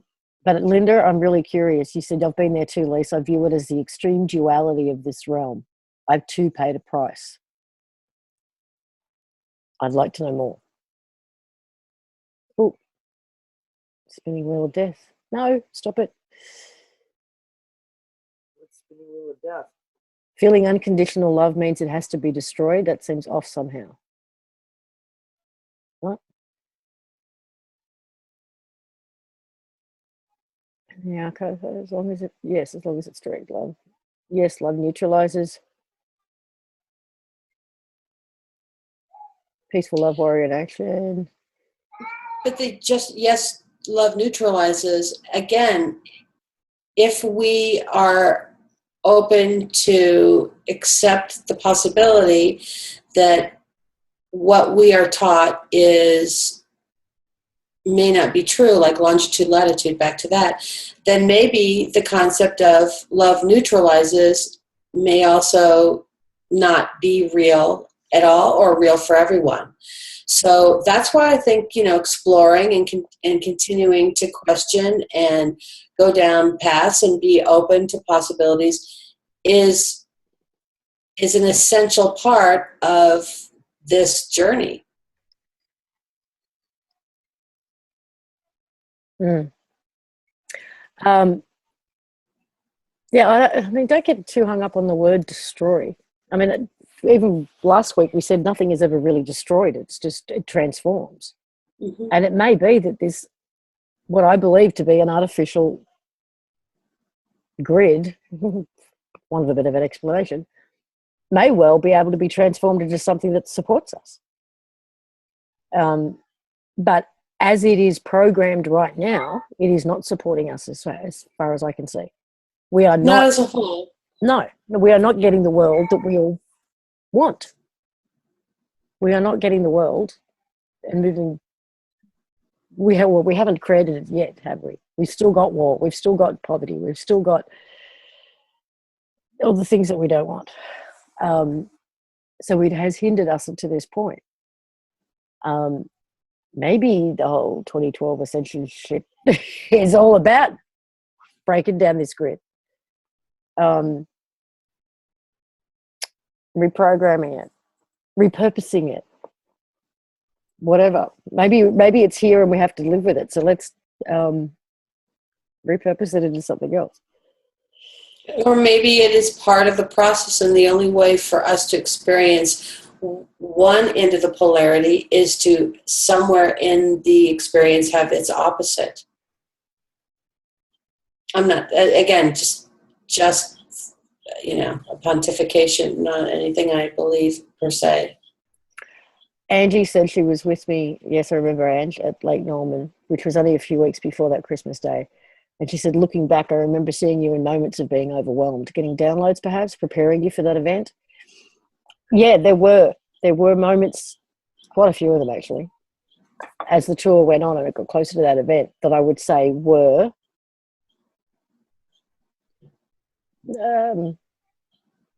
minor versions of it, and that led up to a big one.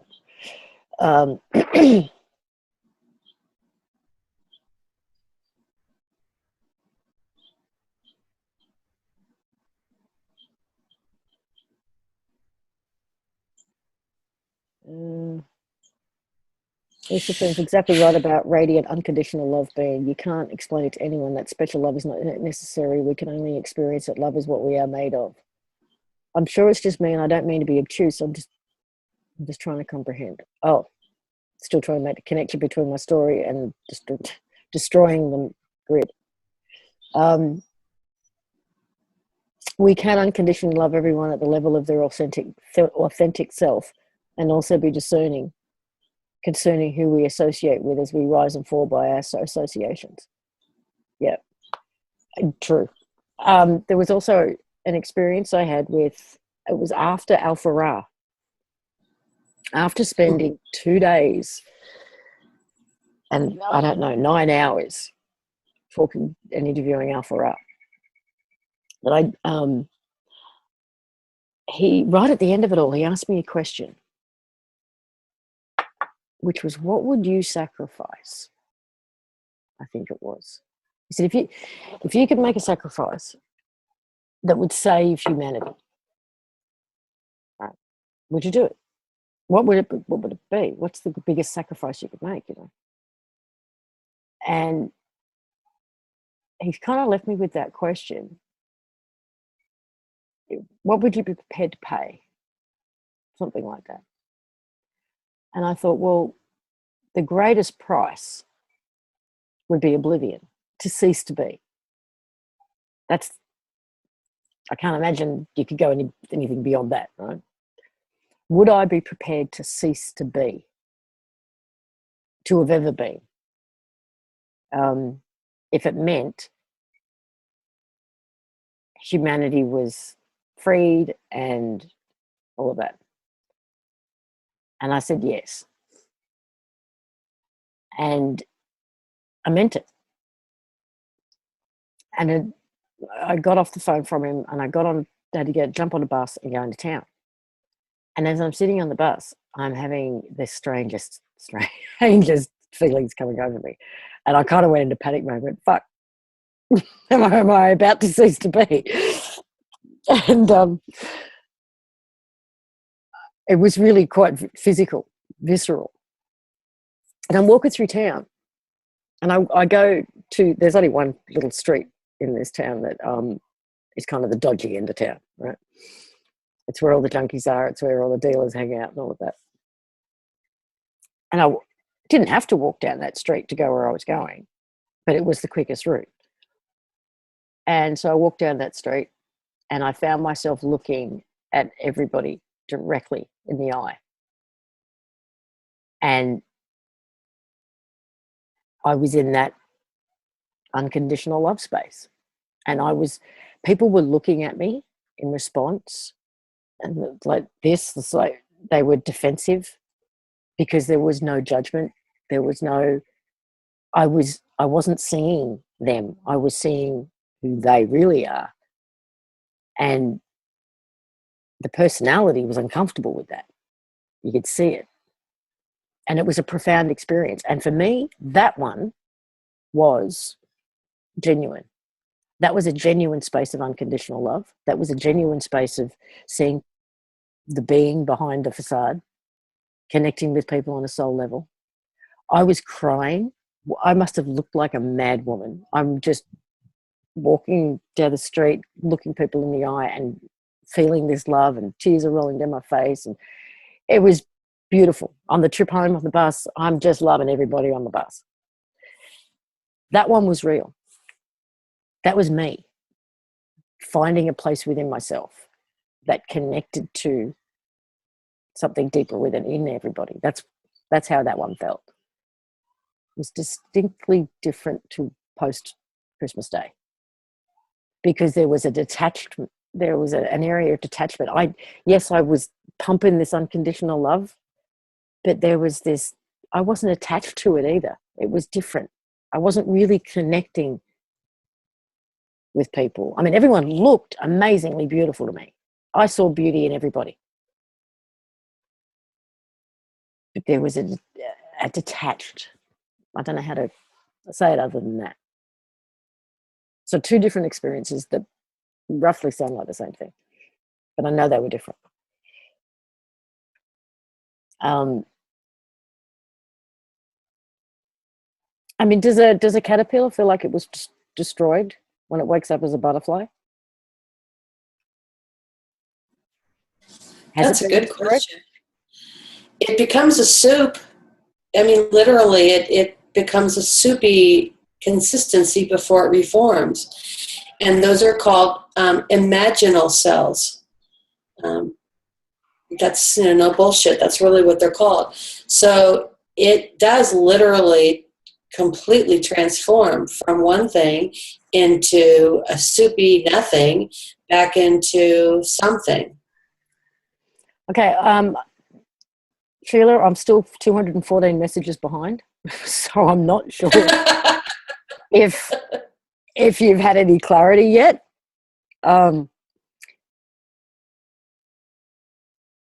Honestly, no. I apologize. I like I said, I'm not trying to be obtuse. That was a beautiful story, and I can imagine that it was difficult and hard with your children. But I'm still not making the connection. Okay. How?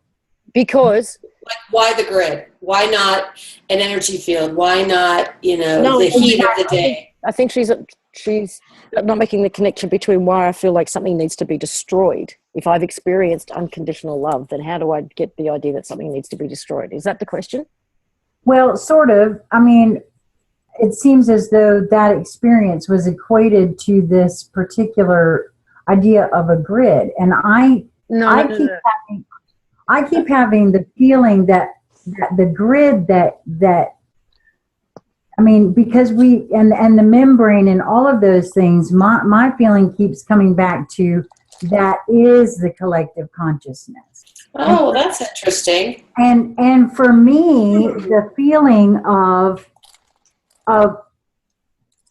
actually trying to dissipate something, because those that want to destroy the good things, the things that we're all trying to be warriors to obtain, they cannot create, and therefore more than likely they cannot destroy. So who do they use? We already know that they use our collective imagination in forms of movies and television shows, and get us thinking of things in order to participate in their way of doing things. My question then is, and that's why I was asking why the feeling was so strong, and isn't it at all possible that the influence that you're feeling to dissipate that grid could be because they want it to be destroyed? Oh, that's fascinating. Because for me, and that's why I was saying I'm not trying to be, I don't take it that way at all. I think it's really interesting. From the grid, or the space being the actual collective consciousness in some sort of a density, to a program that implant to get people to do its bidding by, destroying it. Well, the idea, the idea may have been implanted some time ago that this grid was something that they were using for control. But my thoughts are, because we've been lied about everything else, and we know that they lie about the lies that they tell, and why settle for one way to screw you when they can screw you 3 ways to Sunday? And so by getting you to believe that this control matrix is in place, and then getting you to concentrate on dissipating it, especially right now when things seem to be so in flux and moving around so much, my thought was, and has continued to be, that if it's dissipated, then isn't it possible that we're dissipating the work that we've already done to try to, and I guess that's where I'm at. Okay, first I want to say kudos for approaching that from a completely new angle and a deeper insight. That's awesome. That's a really good what if. I can only tell you how I feel right here and right now. And that is that there is an organic grid, an organic collective consciousness, we can call it, which probably is a grid, right? And it's tapped into the ley lines, and it's tapped into this planet, and it's totally organic, right? That's how it feels to me. I don't feel that we could fuck with that. It's because it's not just us. It's a co-creation between 7+ billion of us and the planet, and probably a whole other bunch of elements that we haven't even contemplated yet. That can't be destroyed. If that's destroyed, or could be destroyed, then the whole reality just falls down. I do feel, and it's a visceral feeling, that there is a distinctly separate grid to that. And just as we interact with and influence, we transmit and receive to this organic grid, I think, what's the easiest way to put this, is that there is some kind of device that is siphoning off that energy, that power, to fuel the other one. Because like you said, they can't create, they can duplicate. So they duplicate their grid, but they invert it, flip everything, use the energy that is flowing back and forth between us and this energy, this organic one, to feed and fuel the other one. That's how it feels to me. Now, that is the one that I feel that can be either transmuted, neutralized, destroyed, whatever word you want to use. I don't think it's possible for us to mess with the other one. So with that in mind, then, couldn't you include verbiage or feelings that this is my perception, or this is what the intent is, to dissipate the grid that influences, or however you would word it, influence, blah, blah, blah. But if that perception is, do it in a way that would only impact people for the good and that kind of thing. And if this is completely off base, then provide evidence to us, to show that this is the wrong direction. And if there's another direction to go, provide evidence of that. So that it's attempting to dissipate, but if that is just, if we're fucking it up, then show us that we're wrong, and show us how we're wrong, and show us, but if it exists in a different way and we can achieve it in a different way, then show us that. So that the doing itself attempts, but only attempts if certain criteria are met, and then provides us with evidence of its opposite. If you know what I'm saying? Too many words, but I think you get the idea of what I'm saying. I think we can get too caught up in the words and the language and the verbiage. And because I agree. because we have our own individual concept of what each word means. If that concept can be converted, can be converted into a feeling. Because I think there's value in both what Sheila said and there's value in what you're saying. And if there is something that's stopping us, I would like to know. But if there isn't, and it's just our perception, and because we're limited in our resources, we're seeing it incorrectly, then show me, provide evidence to me that of where that theory breaks down, and give me some real truth.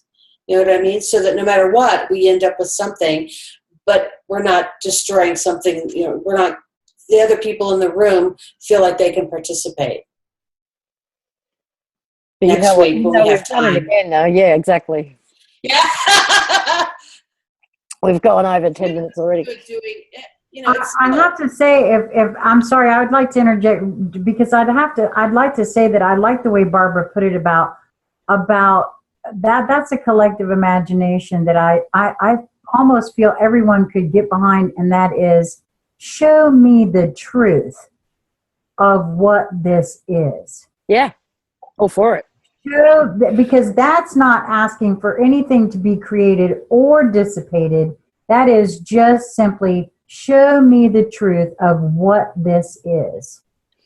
But last week, what I really wanted to delve into was why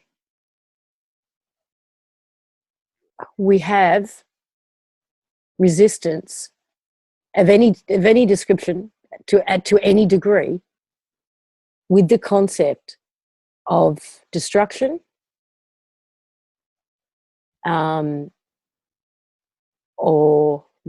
warrior was another word that was used, but that word itself, destroy, destruction, seems to be really highly charged. Yeah, it's a charged word. And why is that? And that's what I really wanted to get to last week, to kind of get to the bottom of that. Why is there a charge around this word? And not to make the act right or wrong, but the word itself. Why is there such a charge around it? That actually is a great question. And it takes it out of the realm of the doing or anyone participating in anything, and it's just posing the question. And I think that's a great question. That's kind of what I've been thinking about on and off all throughout the course of the week since last week's show. Is that why is this charge? I mean, is it because we, as Linda just said, because we don't really know what we're trying to destroy? We're not sure of the consequences. Is it? But the word destroy means to me like taking something away from me, giving me less than I had before, or anger and destruction, it's charged with negativity. But if destroy can also be viewed as transformation or, repurposed, it's still, it's breaking down to recreate, just like the butterfly. It's the word destroy. Well, as someone said last week, you can't make an omelette without cracking a few eggs. I mean, the eggs are destroyed in the process of it. So from one perspective, from another perspective, they are transformed. So that's programming on our part, that the word destroy has a knee-jerk program reaction of fright and fear and anger and removal and all those things. And it doesn't have to, because the word destroy could be repurposed to be lighter. That is still really interesting. Because I think more people would line up if they heard the word transform as destroy. But destroy also, I think, has the connotation of never coming back again. And what does that mean to people? Do we equate it to what I was talking about earlier, oblivion? Yeah. May I offer you my take on it, because I am the one that started a lot of this. Sure. There's just been so much destruction that's been perpetrated by these same beings that the conversation is in regards to the beings, the elite, all of these things. There's been so much destruction and war and all of that. For me, that is the feeling or the frequency that I'm ready to just turn away from. Not that I'm afraid of it. It's that I've been down that road. I've seen what that looks like, and I'm not interested in participating in that particular flavor of energy anymore. So for me, that's why that is. So I get that. So the word destroy has a frequency, and it's a negative one, and it's something that we're all programmed to feel. But if breaking 2 eggs is a destruction of the eggs in order to feel the wonderful benefit of the omelet that will be created from it, then there's another frequency to destroy that can be entertained if one would allow. And how do you do that? Or is it, Well, for me, and again, I guess it's just my take on the two different things you're talking about there. That is more of you're cracking the eggs, but they are still eggs. They're being transmuted from one thing to another, and dissipate really isn't the same kind of concept as transmutation. If you're transmuting something from a nefarious purpose over to repurposing it into serving the benefit of humanity, that's a different thing. It's an entirely different connotation to me personally, and I would imagine that if we put it to others, they would perhaps agree. It's when you transmute something, that's just changing it from one thing to another. But isn't that, hang on, how can I put this? But if it's true that nothing can actually be destroyed, it can only be transmuted, then we're talking about the same thing. We're just getting hung up on and. Oh, okay. But then let's take that a step further, Lisa. If we wanted to transmute something that was the collective grid, that at this point, because not everyone is in the same stage of whether we call it awakening or spirituality or whatever, that grid that's gathering momentum so much so that it's causing things like the Mandela effect and all of these other things that we're seeing, because it's transmuting as we speak. If we go in there and talk about transmuting it or dissipating it before it has a chance to do what it might likely be gathering steam to do, wouldn't we then be, I don't know, because we really don't know what it is, and because we've been sold so many bills of good or lies upon lies upon lies, it just feels to me like instead of, I could really get on board with asking for truth about it and or transmuting it to serve the higher good or the highest good, and leaving the dissipation portion out of it, since we really don't know what it is, or that, because a lot of us haven't had your experiences or that feeling of having an overlay. Well, I just thought of something while you both were talking. The word destroy. And what Sheila said, if it's in the process of doing something and we're breaking it down before it even has a chance to get there, it made me think just the word destroy has a frequency attached to it that